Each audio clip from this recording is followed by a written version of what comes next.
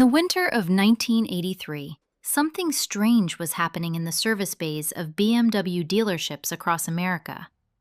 A brand new 325e would pull in, silver paint still flawless, the odometer barely past 20,000 miles, and the engine would be stumbling like a tractor left in a barn for a decade. Hesitation off the line, a rough, uneven idle, failed emissions tests, drivability complaints that had no business appearing on a luxury sedan still under warranty. Mechanics pulled the intake manifolds off. What they found looked impossible. The backs of the intake valves, precision-machined German steel, the beating heart of that engine, were coated in a thick, black, crusty layer of what can only be described as fossilized fuel. Quarter-inch crusts of it, on parts that had been pristine 15,000 miles earlier. The dealers called BMW North America. BMW North America called Munich. Nobody had an answer. Audi was seeing the same thing. So was Mercedes. So was General Motors. For nearly 3 full years, the best engineering minds in the German and American auto industries treated this as an unsolved mystery. Warranty claims stacked to the ceiling. Nobody could explain why. The answer, when it finally arrived, was not a mechanical one. It was a chemical one. And it came from a quiet laboratory in Richmond, California, working for an oil company most Americans only knew as the place they filled up on Saturday mornings. What that chemist figured out didn't just solve BMW's problem. It quietly created an entire product category. A small, almost invisible bottle that sits on the shelf of Walmart this very afternoon, doing more for a high-mileage engine than the loudest, most expensive bottle sitting right next to it.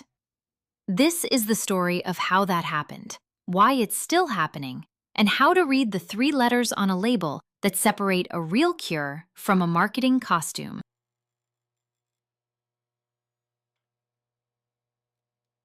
Reading an engine like a canyon wall.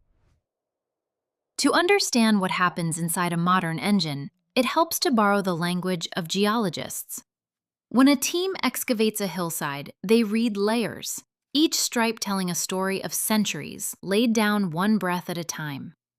A canyon wall is a history book, patient and silent. An engine is no different. Every time fuel sprays into the intake port or the cylinder, a microscopic fraction refuses to burn. That stubborn fraction bakes onto whatever hot metal it touches. 1 cycle, then 10,000, then 1,000,000. By the time a car crosses the 100,000-mile mark, the interior of its engine is readable geology. There are strata on the back of the intake valve, layers on the piston crown, varnish laid down in the combustion chamber like sediment at the bottom of a forgotten lake. The deposits themselves look like nothing much. Matte black, crumbly, a thin coat, then a thicker one, then an 1/8 of an inch over the years. But their effects are precisely engineered disasters. 3 of them specifically, and each one is a quiet thief. The first theft happens at the fuel injector. A clean injector sprays a fine cone of mist, a fog so atomized that each droplet vaporizes and combusts completely. A deposit-choked injector sprays something closer to a leaky garden hose. Uneven streams, fat droplets, drips where there should be vapor. What does not burn leaves through the tailpipe. The driver paid for kinetic energy. What they got was slightly warm exhaust and a slightly higher fuel bill every Saturday. The second theft happens at the intake valve itself. Engineers spend years shaping intake ports to create specific swirl patterns, incoming air tumbling in a designed curl that mixes with fuel at a precise ratio. A carbon deposit on the back of an intake valve is a boulder dropped into a designed river. The water still flows, it just flows wrong. Combustion goes uneven, horsepower drops, fuel economy drops, and because the decline happens across years, the driver never notices. They just assume the car is getting old. The third theft happens inside the combustion chamber. Deposits here behave like glowing embers, creating hot spots that ignite the fuel mixture a hair trigger before the spark plug fires. Engineers call this knock. A modern engine detects it and responds by retarding the ignition timing, protecting itself from damage by quietly turning down its own performance without ever telling the driver it did. This is the invisible tax. Not a catastrophe, just a slow drip. Maybe 2 miles per gallon, maybe 3 horsepower. Compounded across 10 years of ownership, it runs into hundreds of dollars per vehicle. And it is happening right now, inside millions of cars across America, while their owners blame the weather or the ethanol. The question a chemist would ask is simple. Can this be reversed? And if so, with what?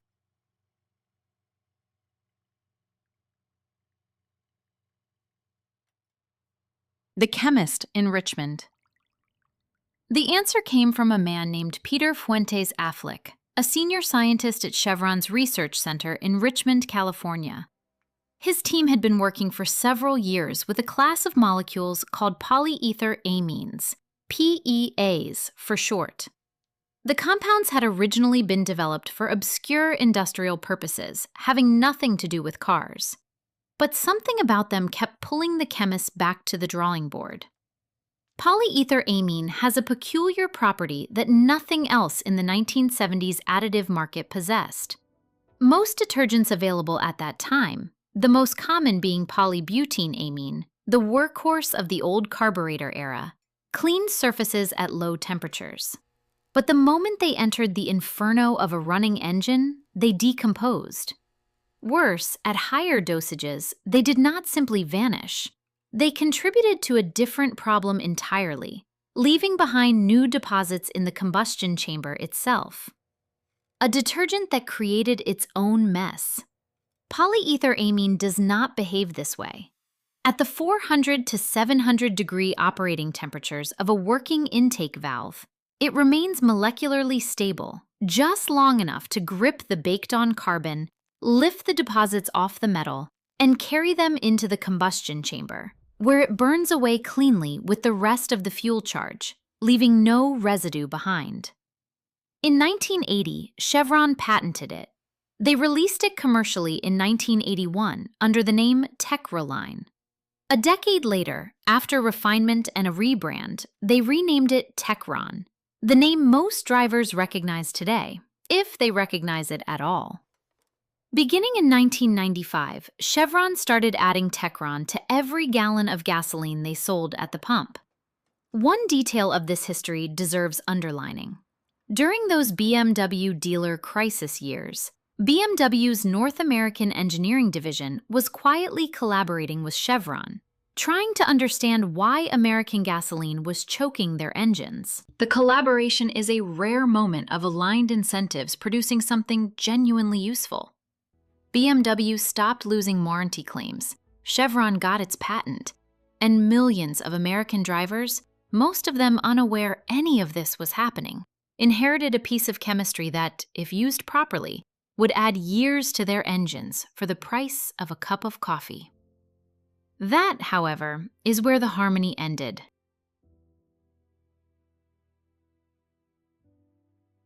Why the grandfathers never had this problem? Someone watching this might reasonably wonder, why did our grandparents never deal with any of this? The answer is simple, and it explains almost everything that came after. A grandfather's car had a carburetor. Carburetors are mechanically primitive compared to modern fuel injection. They drench the intake valves with liquid gasoline, constantly washing them the entire time the engine is running. Anything that tried to bake onto the back of a valve got rinsed away within a few miles. Deposits never built up because the valve was effectively being given a shower every moment the key was turned. Fuel injection changed that geometry. Port injection, which swept the industry in the 1980s, sprays fuel in a precise, timed burst just before the intake valve opens. Much more efficient. But the valve itself is no longer being drenched. It sits there, hot, exposed to combustion byproducts and oil vapor from the crankcase ventilation system, with nothing to wash it clean. Direct injection, which began on European cars in the late 1990s and became common on American ones through the 2000s and 2010s, went further still. Fuel is sprayed directly into the cylinder, bypassing the intake valves entirely. More efficient again. But now the valves are not merely unwashed, they are never touched by fuel at all.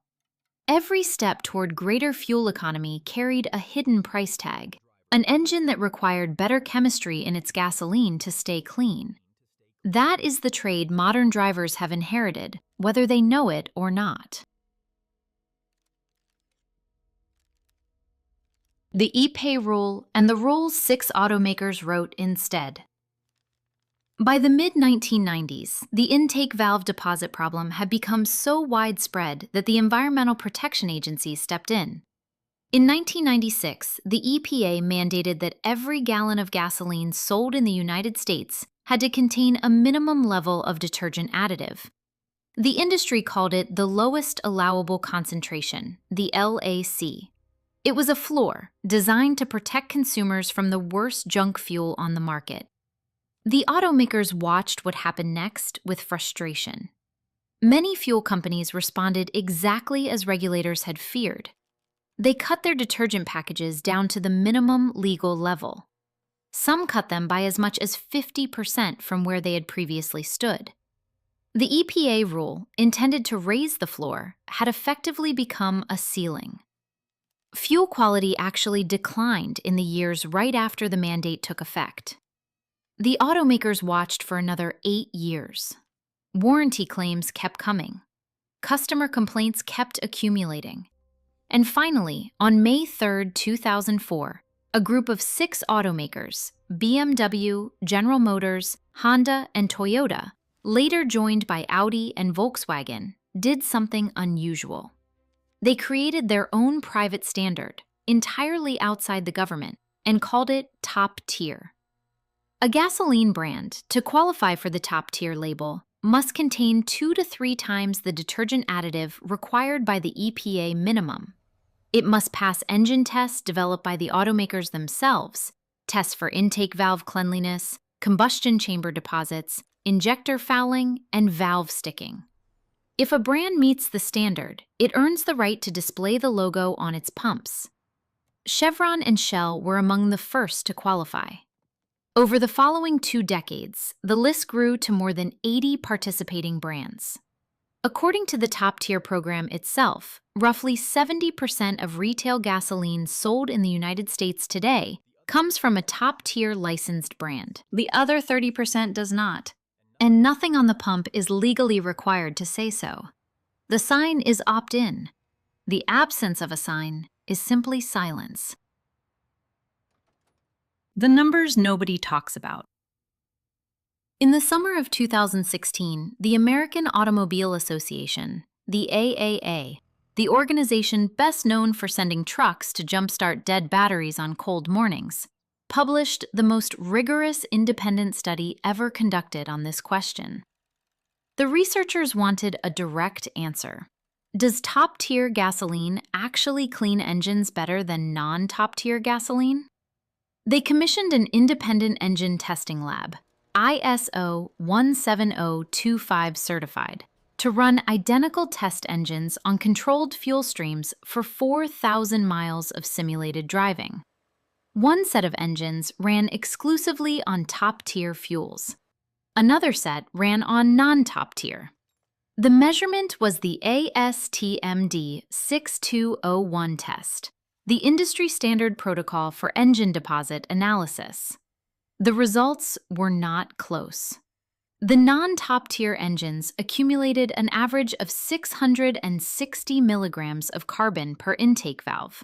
The top-tier engines accumulated 34 milligrams. The non-top tier fuel produced 19 times more intake valve deposits than the top-tier fuel.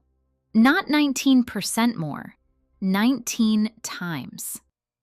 That headline number, 19 times, deserves every ounce of attention it has received. But the AAA study contained something even more remarkable, buried in its later sections. Researchers took a high-mileage engine that was already thoroughly coated with carbon from years of low-quality fuel. They ran it exclusively on top-tier gasoline for another 5,000 miles. When they opened it up, between 45 and 72% of the existing carbon deposits had been removed. The fuel had not just prevented new deposits, it had actively reversed damage the engine had carried for years.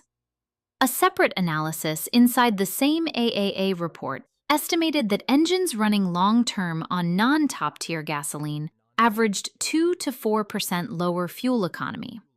2 to 4% sounds modest until it compounds. A driver averaging 25 miles per gallon and 13,000 miles a year is spending between $60 and $120 every year on fuel the engine simply converts into deposits and wasted exhaust.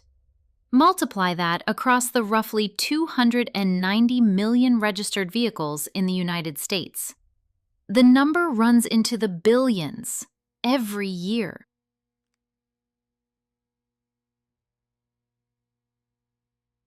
The shelf and the story of a $6 bottle. Here is the question a thinking person should ask at this point. If the chemistry exists, the research has been public for nearly a decade, and the fix costs less than a movie ticket, why hasn't everyone heard about it? This is where the story turns from chemistry to economics. And this is where a common instinct should be politely resisted. The instinct is to call it a conspiracy. It is not. There is no back room where executives plot to hide the truth from American drivers. What exists is something simpler, an incentive structure where nobody is paid to tell the story correctly, and plenty of actors benefit from the confusion that results. Retail shelf space in an auto parts chain is not free. Eye-level placement in the additives aisle is among the most valuable real estate in the retail industry. A manufacturer that wants its bottle at eye level pays for it, in slotting fees, volume rebates, and cooperative advertising contracts. Those costs are built into the retail price. The $40 bottle sitting at eye level is not priced at $40 because it contains $40 of chemistry. It is priced at $40 because it contains chemistry, plus marketing, plus slotting, plus television budget, plus margins for 3 layers of middlemen. The $6 bottle sitting one shelf below doesn't carry those costs because it doesn't need to. Techron has been an established product since 1981. Its reputation was built decades ago. Chevron sells it at thin margins, partly because they also sell PEA-treated gasoline at the pump, and partly because the original patents on polyether amine expired long ago, which commoditized the chemistry itself. This is the moment to be honest about the competition. Not every expensive bottle on that shelf is a scam.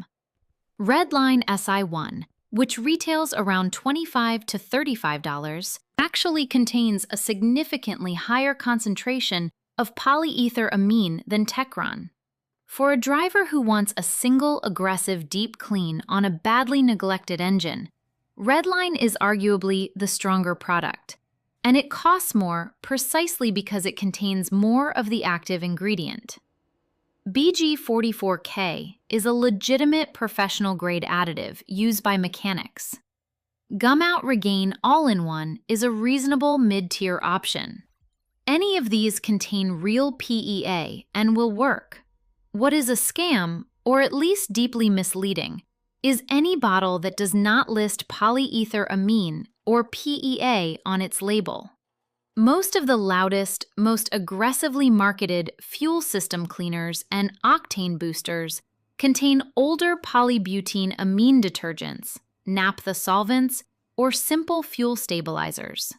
These are not chemically equivalent to PEA. They are a different category of product wearing the costume of one, and they cost 3 to 6 times what they should, precisely because their margins pay for the visibility that sells them. That is not a conspiracy. That is a shelf. And a shelf rewards the loudest product, not the best one, unless the buyer knows to flip the bottle over and read.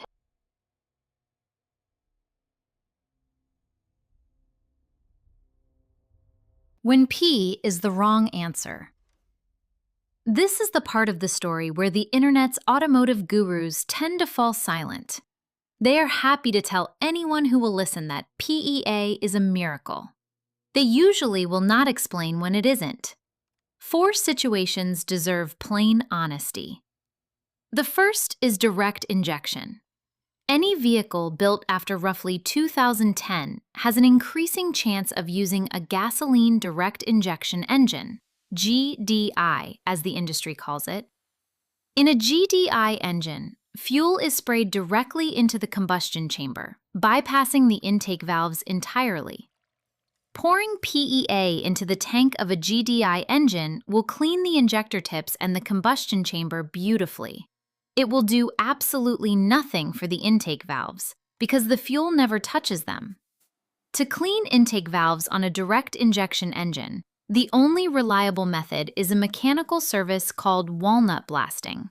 A technician removes the intake manifold and physically blasts crushed walnut shells at the valves to scrub them.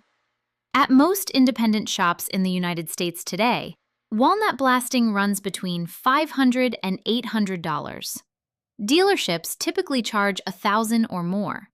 Some Audi and BMW dealers have been quoted at $1,500. The second limitation is mechanical damage. If an engine is already injured, worn piston rings, leaking valve seals, failing oxygen sensors, a dying catalytic converter, PEA fixes none of that. Carbon cleaning is a maintenance procedure, not a repair procedure. A proper mechanical diagnosis should always come first. The third limitation is the already clean engine. A driver who has religiously used top-tier gasoline for years, changed the oil on schedule, and kept the car well maintained may pour an entire bottle of Techron into the tank and notice no difference. This is not a failure. It is the opposite. It is the result of being a conscientious owner all along. The fourth is certain modern turbocharged engines. A handful of BMW, Audi, and Mercedes models from the late 2000s and early 2010s have specific technical service bulletins on which additives are approved. A 5-minute check of the owner's manual or a call to a marquee specialist is worth the time. PEA is not a potion, it is a tool. Like any tool, it works best when used for what it was designed to do. The protocol. For port injection engines, which covers virtually every gasoline vehicle built before 2010, and still a significant share of vehicles on American roads today, a PEA treatment is probably the single most cost-effective maintenance procedure available to the average driver. Here is exactly how to use it. The benchmark product is Chevron Techron Concentrate Plus, sold in a white 12-ounce bottle. It retails at Walmart, AutoZone, Amazon, and most major grocery chains for somewhere between $6 and $12. It goes on promotion regularly. 2-for-1 deals at AutoZone are common, and stocking up when it does is a smart move because the chemistry does not expire. For a more aggressive single treatment clean on a particularly neglected engine, Redline SI1 is a stronger alternative at roughly $25. Gumout Regain All-in-One is a reasonable mid-tier choice. The non-negotiable check, regardless of brand, is the label itself. The words polyether amine, or the letters PEA, must appear somewhere in the ingredient list or product description. If they don't, the bottle goes back on the shelf. The procedure itself is straightforward. The first step is to run the fuel tank down to roughly a quarter full. The concentration of additive relative to fuel volume matters during the first part of the treatment, so a lower starting volume means a more potent initial ratio. The second step is to pour the entire bottle into the tank before fueling up, all 12 ounces. There is no benefit to saving half for later. because the chemistry requires a specific concentration threshold to begin working on baked-on deposits. The third step is to fill the tank with gasoline, ideally a top-tier brand. The incoming fuel mixes the additive automatically. The fourth step is to drive normally. There is no benefit to redlining the engine or taking a long highway trip. What matters is contact time. That treated tank should be burned through within 2 to 3 weeks, giving the chemistry consistent exposure to every deposit-laden surface in the fuel system. The fifth step is to hold off on repeating. After the treated tank runs out, fill up with regular top-tier fuel and drive normally for the next 2 to 3 tanks. Residual PEA keeps working for thousands of miles afterward, and the newly loosened carbon needs time to burn off through the exhaust cycle by cycle. The sixth step is to measure the result. Around the third or fourth tank afterward, calculate the fuel economy the old-fashioned way: miles driven divided by gallons consumed. If the engine was carbon-fouled, the number will rise by 1 to 3 miles per gallon. If nothing changes, the engine was already clean. Both outcomes are good news. For long-term maintenance, there is no need to treat constantly. One bottle every 10,000 miles, or roughly once a year, whichever comes first, is more than sufficient to keep a port injection engine clean indefinitely. Total annual investment? Less than the cost of a single restaurant meal. Total annual return? Measurably better fuel economy, a smoother idle, and the elimination of the $500 to $1,500 injector replacements that carbon-damaged engines often need somewhere between 100,000 and 150,000 miles.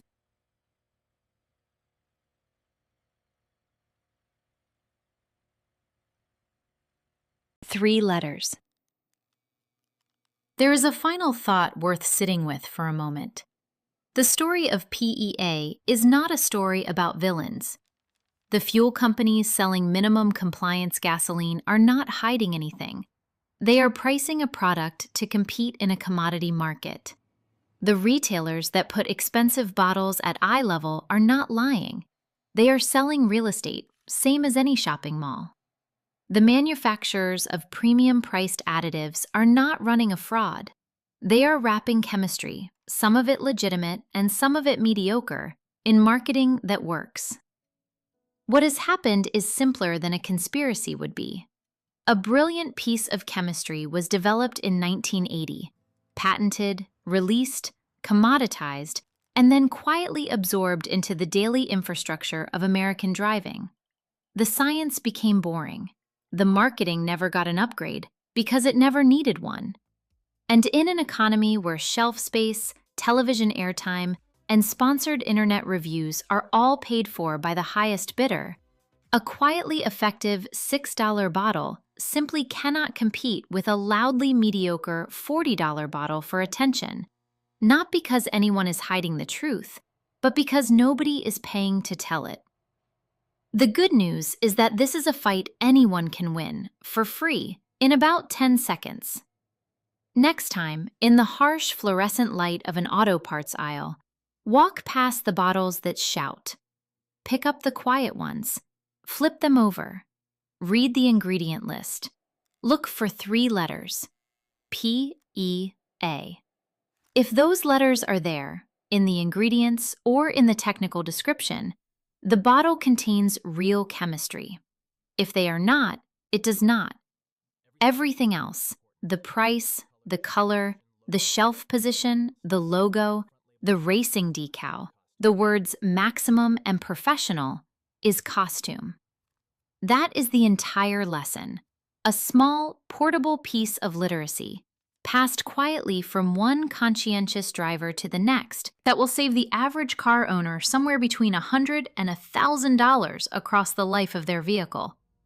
Not a secret defeated, not a conspiracy uncovered, a label read. Thank you for spending this time with Oracle Prime.